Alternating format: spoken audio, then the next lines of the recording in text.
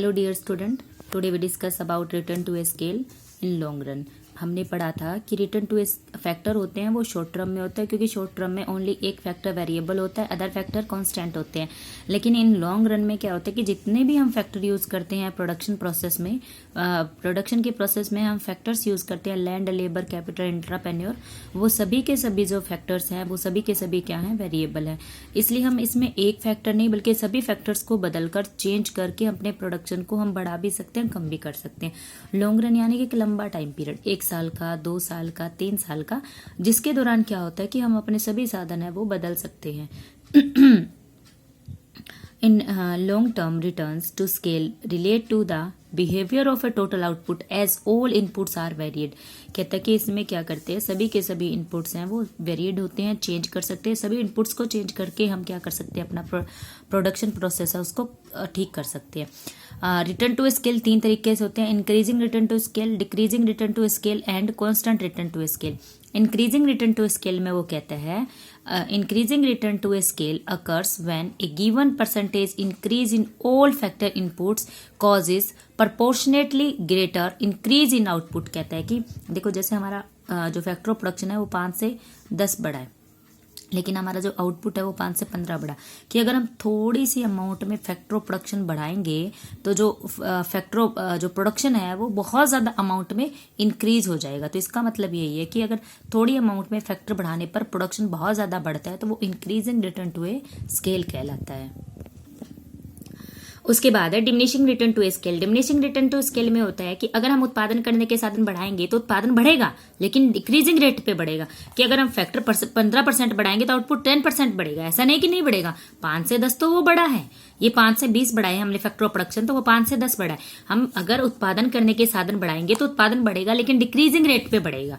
Diminishing return to a factor increasing greater than output. कहता है कि फैक्टर हमेशा हमें ज्यादा बढ़ाने पड़ेंगे, आउटपुट से ज्यादा, आउटपुट कम बढ़ता है और फैक्टर ज्यादा बढ़ाने पड़ते हैं, तो वो होता है हमारा diminishing return to a scale.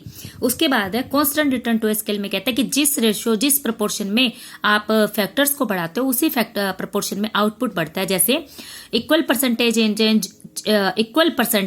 In factors and output, इधर भी 10% बढ़ा, उधर भी 10% बढ़ा, कि जिस रेशियो से आप फैक्टर ऑफ प्रोडक्शन बढ़ाते हो उसी प्रोसेस या परसेंटेज से आपका प्रोडक्शन बढ़ेगा।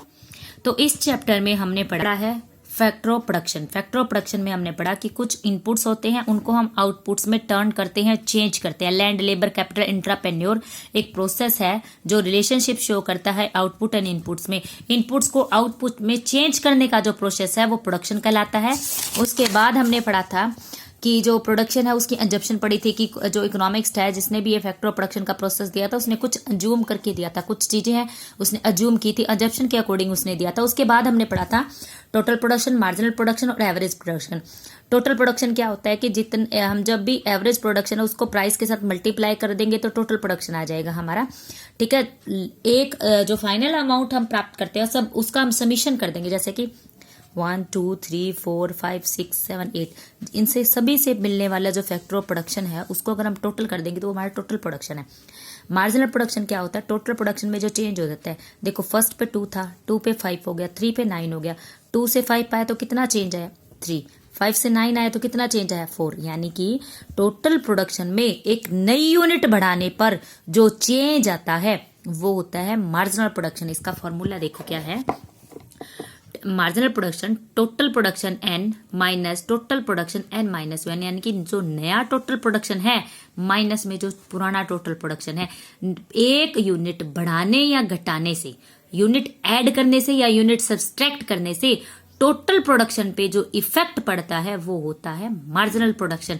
मार्जिनल प्रोडक्शन एक मार्जिनल कैपेसिटी शो करता है कि एक फैक्टर ऑफ प्रोडक्शन बढ़ने से टोटल प्रोडक्शन में क्या चेंज आ जाता है, यानी कि उस एक फैक्टर में कितनी कैपेबिलिटी है, उस एक फैक्टर में कितनी अक्षमता है प्रोडक्शन करने की, वो शो करता है मार्जिनल प्रोडक्शन। इसीलिए लेबर को कभी भी अगर हम वेज देते हैं तो कभी उसको उसके एवरेज प्रोडक्शन के अकॉर्डिंग नहीं बल्कि उसके मार्जिनल प्रोडक्शन के अकॉर्डिंग मिलती है। क्यों?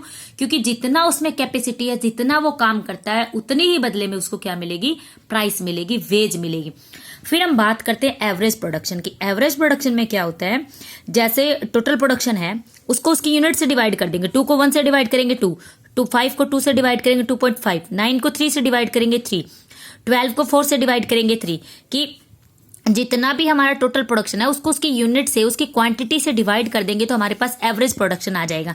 इसकी प्रोडक्शन करने की हमने 3 स्टेजेस बताई थी। फर्स्ट स्टेज वो है जहां पे टोटल प्रोडक्शन इंक्रीजिंग रेट से इंक्रीज होता है, मार्जिनल प्रोडक्शन मैक्सिमम होता है, एवरेज प्रोडक्शन भी मैक्सिमम होता है, और मार्जिनल और एवरेज प्रोडक्शन है वो एक दूसरे के बराबर होते हैं। ठीक है। उसके बाद सेकेंड स्टेज ये हमारी फर्स्ट स्टेज है, ये सेकंड स्टेज है, और ये हमारी थर्ड स्टेज है। सेकंड स्टेज वो होती है जहां पे मार्जिनल प्रोडक्शन मैक्सिमम होगा, टोटल प्रोडक्शन मैक्सिमम होगा, मार्जिनल प्रोडक्शन 0 होगा, एवरेज प्रोडक्शन डिमिनिशिंग होगा लेकिन हमेशा पॉजिटिव रहेगा।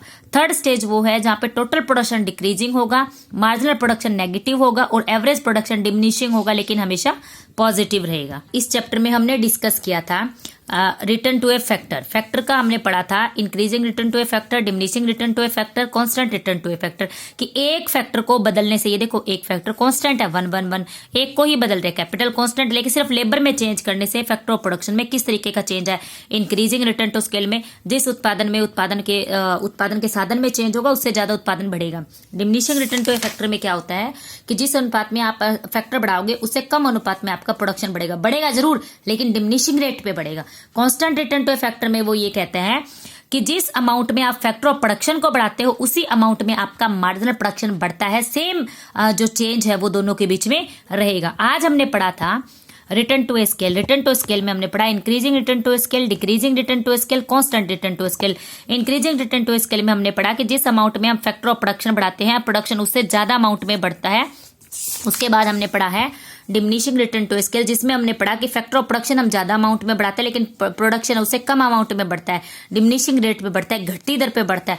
उसके बाद कांस्टेंट रिटर्न टू स्केल में हमने पढ़ा कि जिस रेशियो में फैक्टर ऑफ प्रोडक्शन बढ़ता है उसी रेशियो में फैक्टर हमारा जो प्रोडक्शन है वो इंक्रीज होता है। कंक्लूजन इस चैप्टर में यही निकलता है कि production function shows the behaviour of a rational producer and consumer, explain different stages of production. कहता है कि फैक्टर प्रोडक्शन प्रोसेस है वो प्रोडक्शन करने के डिफरेंट स्टेजेस दिखाता है कि किस तरीके से एक रैशनल जो प्रोड्यूसर है वो प्रोडक्शन कर सकता है।